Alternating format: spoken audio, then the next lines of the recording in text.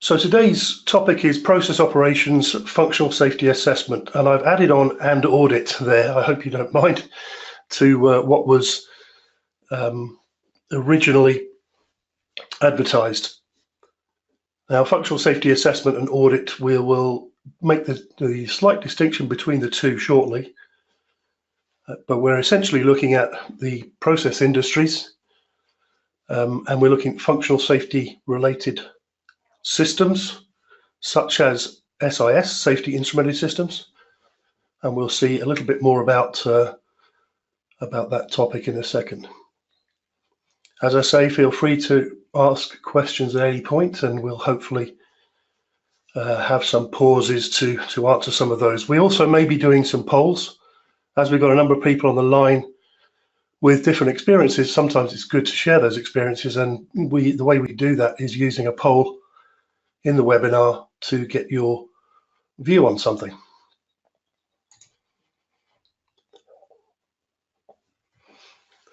So here's today's topics. We're going to make it nice and simple, keep it at three sort of broad topics of what is FSA. It's asking the question, what's a functional safety assessment? When I say FSA, I'm going to make the A part of the FSA mean either assessment or audit, because actually both are valid and required techniques. We'll see the slight difference in the two in a second.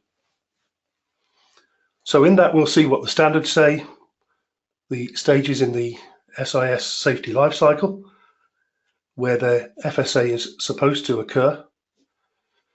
And we'll ask the question, why is it needed? What's the point of doing an FSA? Secondly, we look at the preparation and the method for conducting an FSA. And in that, we'll be looking at the crucial role of the leader. What does the leader do? How is that an FSA planned? And what's the protocol or procedures that should be used in that preparation and that planning and the methodology? Thirdly, I'll leave you with some FSA experiences. I'm fortunate to have worked on many different projects as the lead assessor, and what that gives you is a very top level view of the things that projects do wrong and the things that operations do wrong. But in this particular experience today, we're going to be focusing mostly on the stage 4. I'll introduce what that is in a moment. How FSA affects the legacy systems that are already in service in process industry. And I will hopefully give you the benefit of that experience to summarize some of the things I've seen and what impact they can have.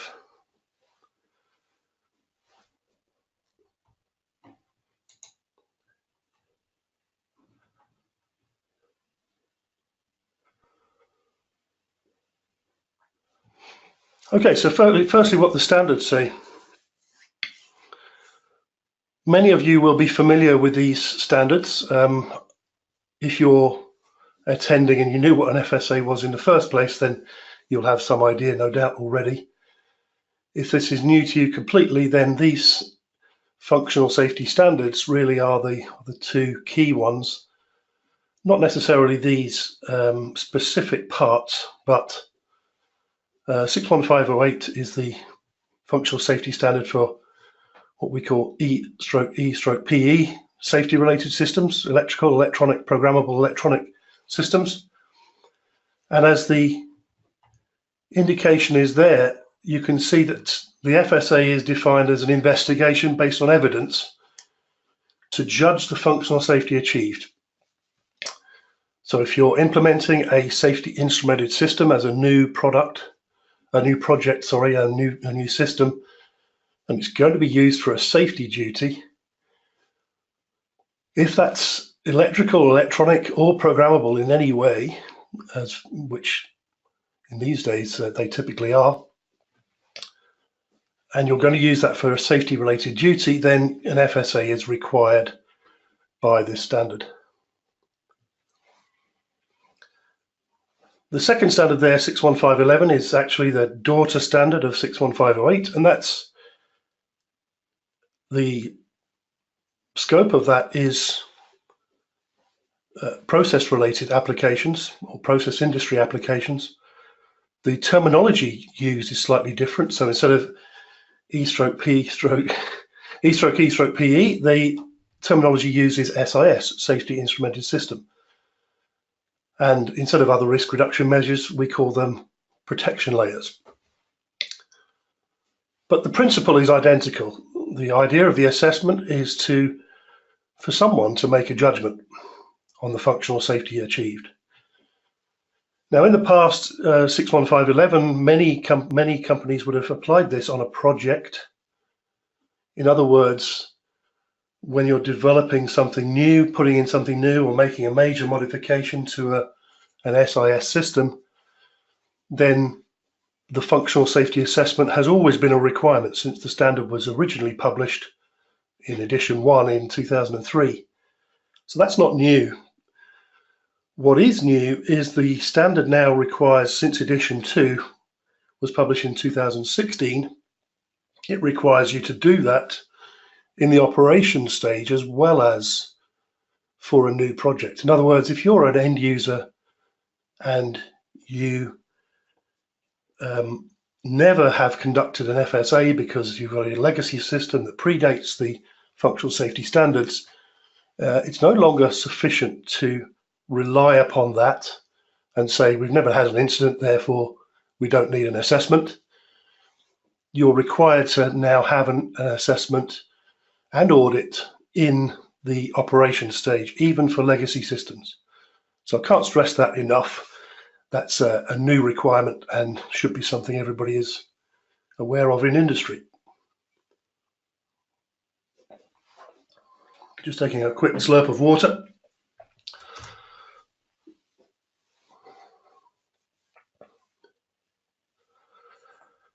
So here's just the first definition, really. So we've seen that functional safety, FS stands for functional safety. An assessment is a judgment. So someone's making an expert judgment, an opinion, if you like, on whether the item being assessed is adequate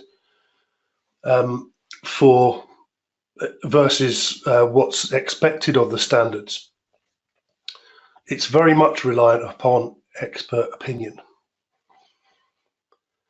A functional safety audit is more of a check that correct procedures have been applied by the appropriate people at the right frequency. So a functional safety audit is somewhat different. My personal view on it, although the standards do certainly expressly separate the two things, is that you shouldn't get too hung up on it. An audit can be completed at the same time as an assessment.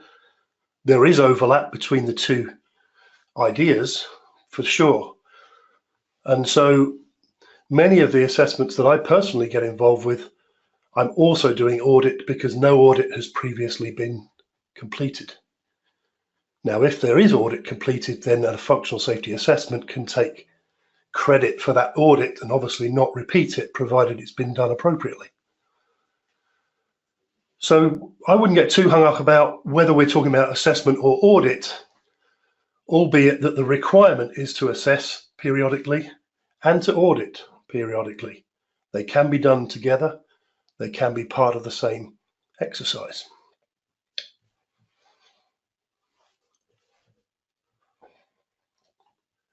Okay, at this point, I'm going to try a quick poll with the people that are on the line.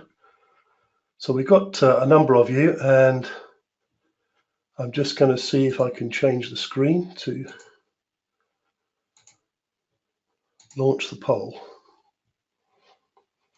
Okay, on your screen, you should see a question now, which says, have you ever been involved in a functional safety assessment or audit? So whether you called it those things or not, have you ever been involved with anything like that? And the answers are yes, no, or not sure. Okay, I'm not sure if everybody's voted. Just give it a couple more seconds. Vote as quickly as you can, and then I'm going to close the poll. So I'm closing it now.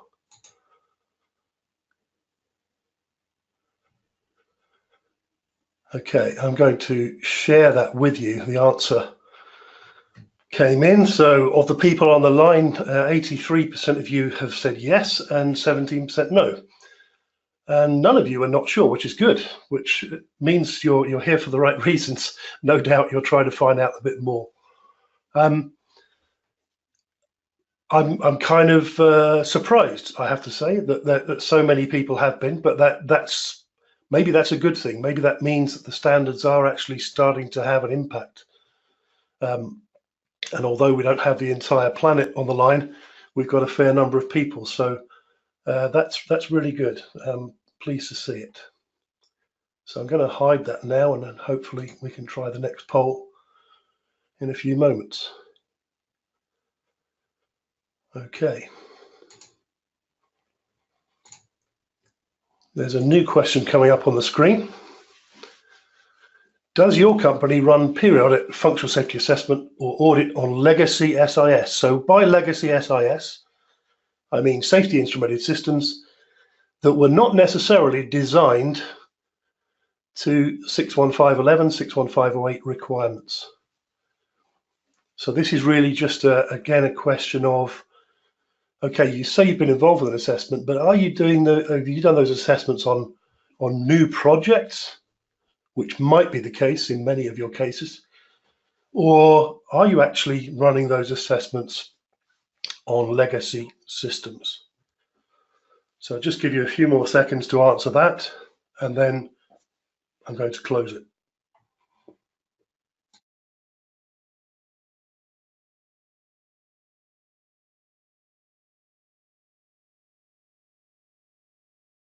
Okay, has everybody voted? Couple more seconds to try, and then we'll close that vote or that poll.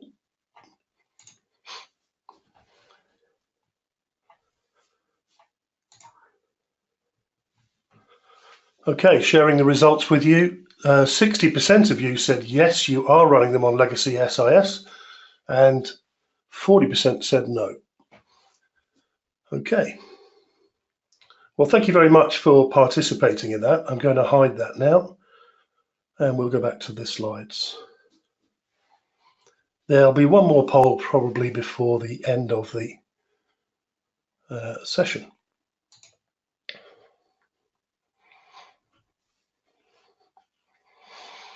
So I said that in this topic of what is an FSA, it was part of the Safety Instrumented System Safety Lifecycle, noting that this is a copyrighted drawing from the standard. If you want to purchase the standard, you can do so at that web address at the top right, or your national standards body. In the safety lifecycle, there are various stages, and we'll see what those stages are. But if you haven't seen the safety lifecycle before, I'm going to assume many of you will have done because of the answers I'm getting. Then FSA is not conducted at one specific place. In fact, it should be conducted at multiple places and at multiple times during the development of a system, and then, of course, during the operation and maintenance stage, and after any modification. We'll come back to that life cycle in a moment. That was just to remind you the safety instrumented system life cycle. The scope of an assessment in terms of what is it we're actually going to assess when we look at functional safety assessment? Well, of course, it's the safety instrumented system. You say, well, absolutely. If we've claimed a safety integrity level for a safety instrumented system, I'm going to want to look at how that safety integrity level has been determined. What was the methodology used? Was it valid? Did it follow a sound procedure? Were assumptions recorded, etc.? I'm also going to want to look at the design of that safety instrumented system And I'm going to want to look at the design of the hardware and the software.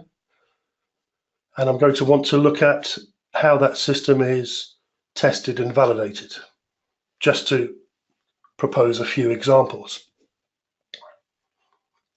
But in reality, of course, it doesn't stop there. So think about the layer of protection analysis phase. If you use LOPA as a technique, there are other independent protection layers which are also part of the argument for risk reduction. So in my opinion, it is more than just the SIS. It is the independent protection layers that have been credited for risk reduction and the SIS that should be part of functional safety assessment. And I'm happy to take questions on that if anybody, or comments if anybody disagrees. So just to reiterate, we're looking at process industry applications in oil and gas, chemical, etc., power generation. And we're looking at both the independent protection layers and safety instrumented systems. And the functional safety assessment scope, of course, could exclude elements of those things if that's what you write in the assessment plan. But typically, I would say they should be included.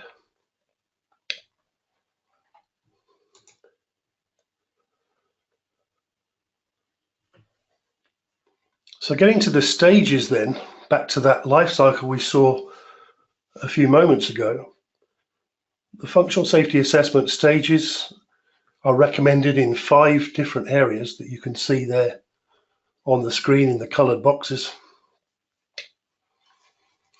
The first one is recommended after the safety requirement specification has been fixed as far as possible from the previous phases of hazard and risk assessment and protection layer analysis. So typically after HAZOP, LOPA, and the SRS has been developed. Now, I do have a personal opinion on this as well. I think that's too late. My opinion would be before the SRS is developed, you should be assessing the HAZOP and LOPA to see if they're giving the right information to be put into the SRS. Again, that's a personal opinion, but it comes from experience. So FSA 1 is one of the key phases. Technically, it's not mandated in the standard. My suggestion would be you make it mandatory at least at that point when the SRS, when the safety requirements are fully developed. Secondly is after the design and engineering phase, and the reason I've put 3 and 4 here after validation and at some time in operation and maintenance in a different color is really just to highlight that those 2 phases are now mandatory since 61511 edition 2 was published. Originally only stage 3 was a mandatory requirement. Now stage 4 is also a mandatory requirement. So after some time in operation, the standard doesn't say when, it doesn't say at what frequency that needs to be repeated, but it does say that it should be a periodic thing. I've got opinions on that, and I'm probably going to ask you your opinions on it right now. In fact, yes, I've got another poll. How frequently, okay, let me just launch that so you can see the question. At what frequency should FSA be run for operating or legacy systems? And this is just an opinion. It doesn't matter what you answer, provided it's your opinion. There is no right or wrong answer. Well, actually, probably a wrong answer would be never. But I'll leave that to you to see what sort of answers come back.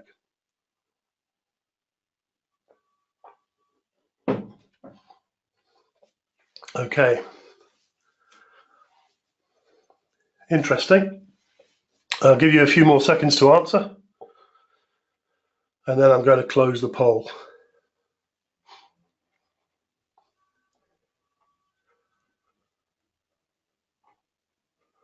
Okay, I'm closing it now. Thank you for voting.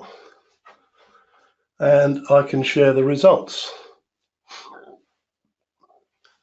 So I think we've got a third and a third for 2 years or 5 years. We've got 17% for yearly and 70% for never. Interesting. I don't agree with the never personally. I think that basically means you'll be non-conforming to the standard. Of course, that's your choice if you wish to be non-conformant, but in the light of we're all trying to run a safer world and find as many errors as possible before they become incidents, I would suggest that never is not a good idea. The other answers are, in my opinion, perfectly valid. Personally, I believe every 2 years would be reasonable. Yearly, probably a little bit too frequent, albeit it would be very conservative to do that. 5 yearly, I would suggest, would be a little bit too long between assessments to really make a positive, strong impact. Because don't forget, after an assessment, what you're going to expect to do would be to improve things.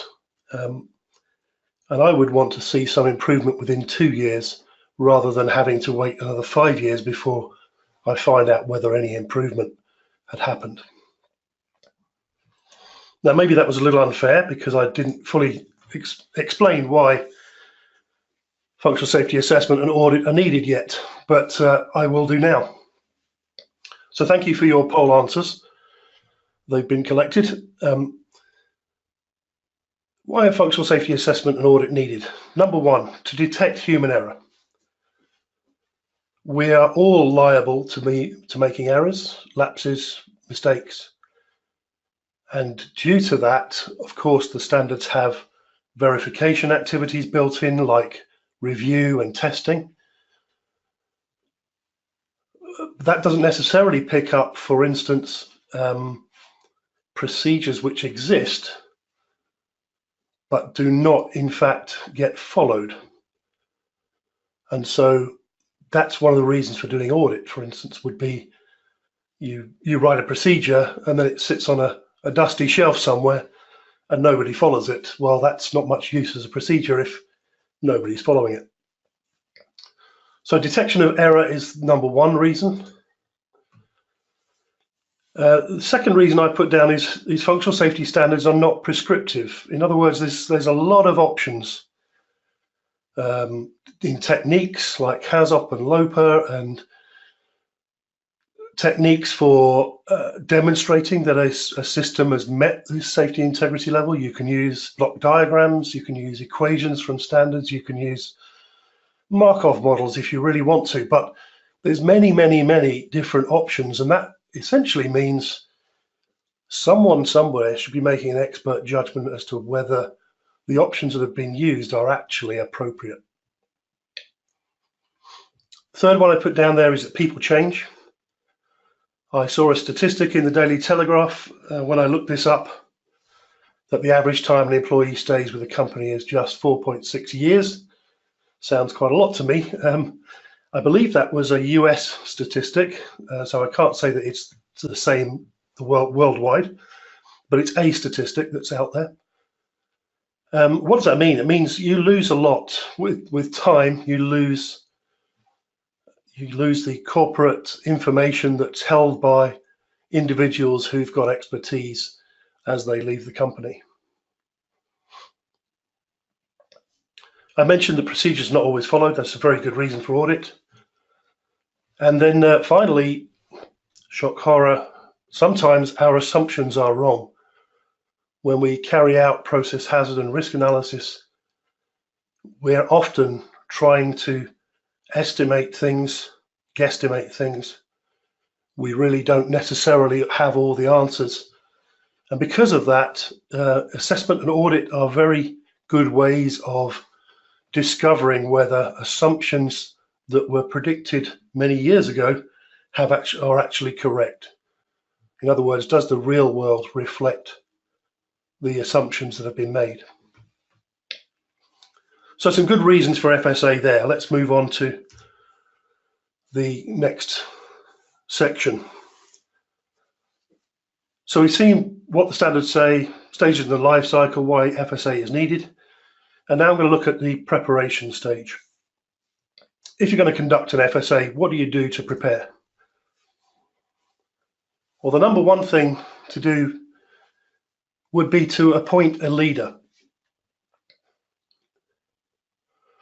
And I say the number one thing because in reality, the person that chairs the FSA may not have necessarily all the knowledge required in every aspect of the life cycle, but they will typically be somebody who's senior enough and competent enough to know what parts of the life cycle they will need support with and can appoint that support appropriately. It's absolutely critical that that person is independent. It doesn't necessarily need to be an independent company, but they must be a person who's not involved with the project. They can't be providing deliverables for the project if it's the project stage, or if it's an operations and maintenance stage, they can't in any way be involved with the operation and maintenance of that facility to be independent. They're not independent of it if they're involved with it. What's the reason for independence? Very simply, objectivity, meaning impartiality, fairness, justness. If you like, think of a judge, someone who's detached from, neutral from the project or the operation and maintenance of the system. If you look at what the standards say about that independence, 61511 essentially keeps it to two simple words: senior and competent. Now, of course, somebody has to judge both of those things. Seniority usually comes with age and experience of previous projects. Competence comes with a measure of different things, including qualifications, training, and again, previous projects. So suitably qualified and experienced person. 61508 bases the level of independence on what's being assessed and at what stage. So if you're assessing the consequence severity, so if you're assessing the process hazard and risk analysis or the operations phase, then the level of independence is based upon the severity of the consequence. So if it's a very severe consequence, multiple fatalities, for instance, then you want more independence. So in other words, you may say, okay, what do I mean by more independence? Well, not just an independent person, but perhaps an independent department, or perhaps a completely independent organization, depending on the level of severity. If it's at the design stage or the SRS and the design stage, the realization of the system, then you can look at the level of the SIL.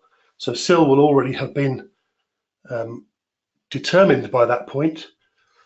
And if it's a SIL 3 type system, my personal opinion would be it should be an independent organization. If it's SIL 1 or 2, then perhaps that's not necessary.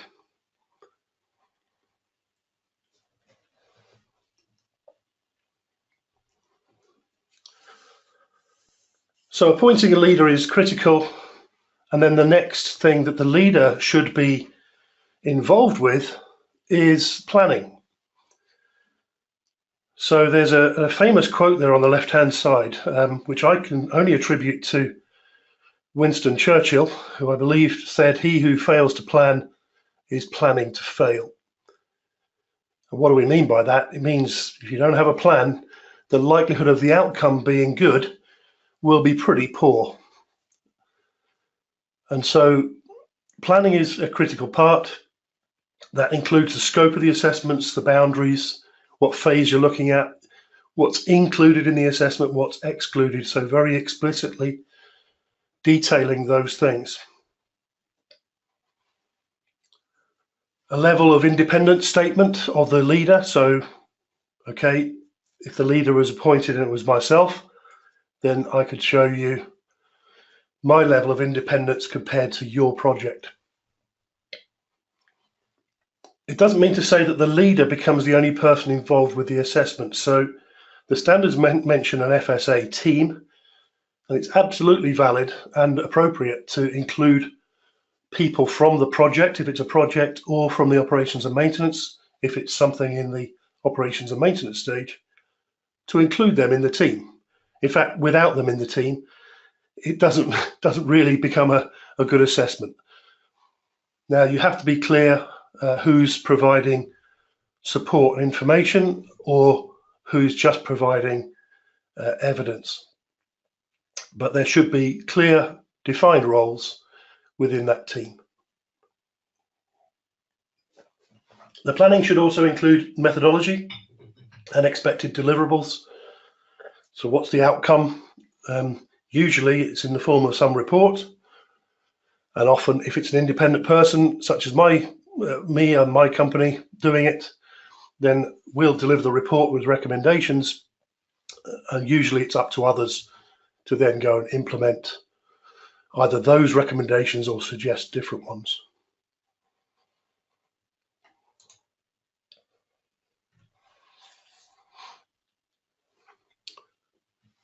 Now, part of the methodology, I'm going to call it a protocol, which is, as it says on the left there, a procedure or set of rules.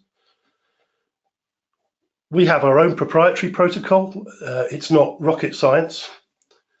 It is based upon absolutely the requirements from the relevant standards, including industry guidance. So in some cases, not everything is in those standards directly, but there's other guidance, for instance, from the CCPS. If you were going to do an assessment on somebody's layer of protection analysis as an independent functional safety assessor, then you would probably want to ensure that that person doing the assessment has knowledge of guidance from industry such as the Centre for Chemical Process Safety, CCPS. And the reasons for that is not everything's listed in the standards. So we've generated an entire protocol of questions. Then what we do is we look for evidence. That includes documents, databases, and verbal interview. We create a review of that evidence with comments. We try and build an argument, if you like, about how the requirement is met by the evidence, each requirement. We judge compliance. So typically full compliance, partial compliance, or absolutely non-compliant. And that's where the judgment part and the expert opinion part comes in. It's very rare to have absolutely full compliance. In my personal experience, I've never experienced a project where there was full compliance on everything. But of course, we're typically looking for those elements which are critical versus those that are, let's say, nice to have. And then finally, the protocol would end up with making recommendations.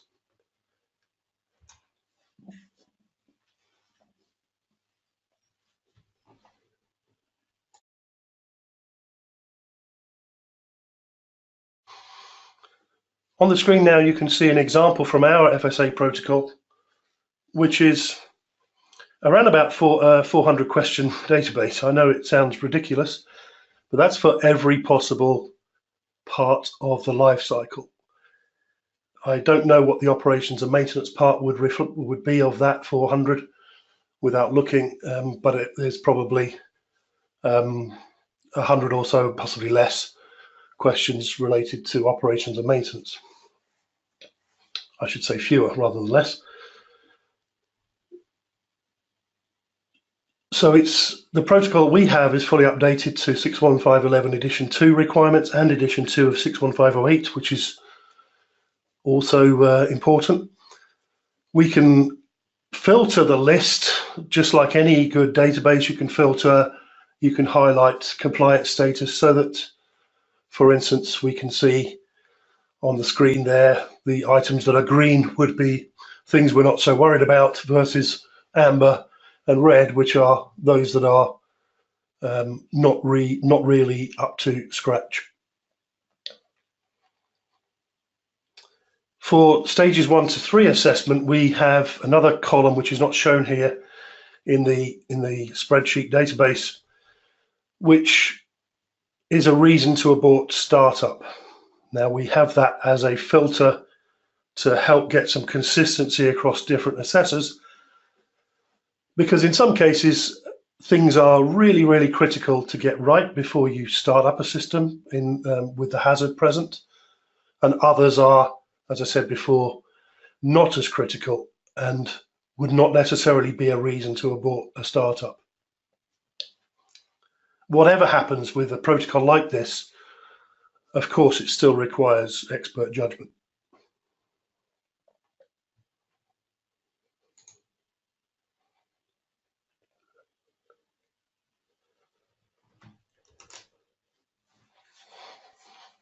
Okay, we're finishing up, I think, on reasonable timing here. So the final topic is experiences. These are some personal and some experiences of other colleagues that I've got who have been involved with functional safety assessment. Some real experiences at the stages 1 to 3. So some examples of what we find. The issue of competence is a big topic on its own, but the typical response to competence is, if the person I'm interviewing is called Fred says, yes, I've been on a training course about that. That's not necessarily demonstrating that Fred is competent. So simple training attendance isn't enough. There has to be much more to competence than attending a training course. What goes wrong if the competence is assumed from that sort of simple training attendance is that you end up with people who don't know what they don't know working on the project. And that is the worst case. That's the blind leading the blind. I've also experienced some functional safety management planning that happens. For instance, someone writes a functional safety management plan, but then actually it's never followed in the real project. That results in poor verification. It results in the functional safety assessor not being engaged early enough or at the right time in the project.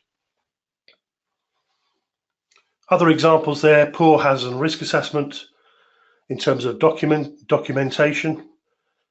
The HAZOP and LOPA not necessarily clearly linked to each other, and that causes significant issues. The final one there is probably the most critical one on here. People are often paying the safety requirement specification what I would call lip service as a design document. In other words, it gets produced because they've been told to produce one, but actually it doesn't drive the design. It ends up creating conflicting requirements across multiple cross-reference documents.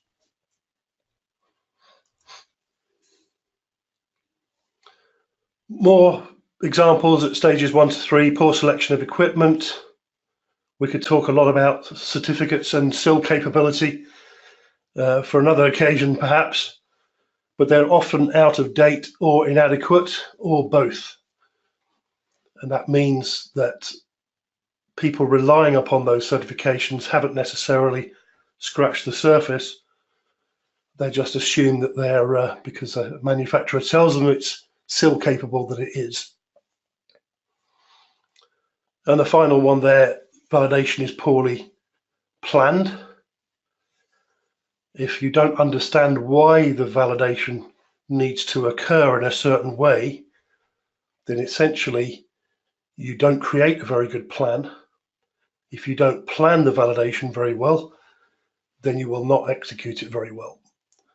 And that essentially means a safety instrumented system gets implemented without being properly tested.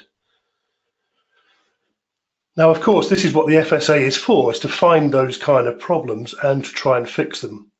The sad experience I have to say is that quite often it's found very, very late in the project and almost too late to be helpful.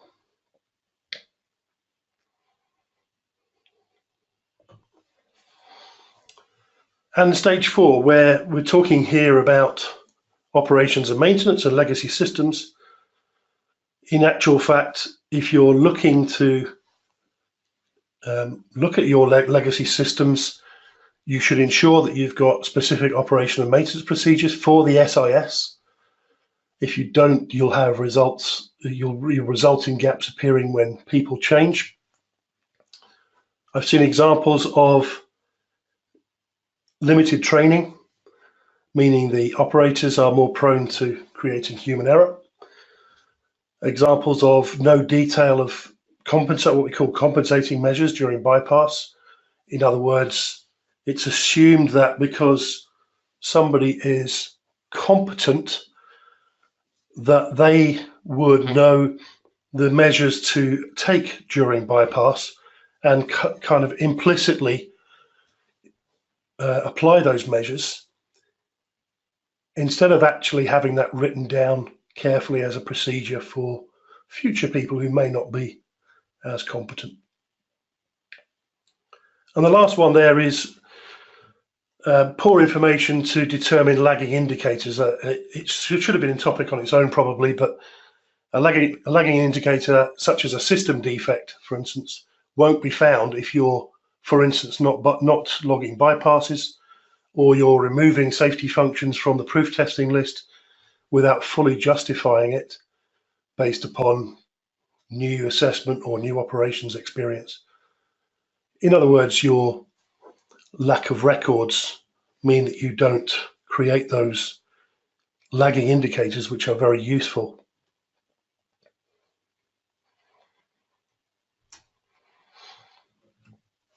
So in summary then, the left-hand side there are the topics we've been through. My summary in a few words is functional safety assessment and audit. Sorry about the information that's come up there. Functional safety assessment and audit experiences suggest the exercise is very worthwhile. Meaning, if you find problems, you have the opportunity to fix them. Now, I understand the reticence of some companies for people to want to carry out assessments and audits because it's seen to be somehow negative for them personally if you find a problem. I twist that on its head and say finding the problem is a good thing because it means you can fix it. It means you've got an opportunity to fix it. If you never know about the problem, that's the worst case, because then incidents can occur and individuals' mistakes, then it's too late for them to make any changes. Okay, thank you very much for your attendance.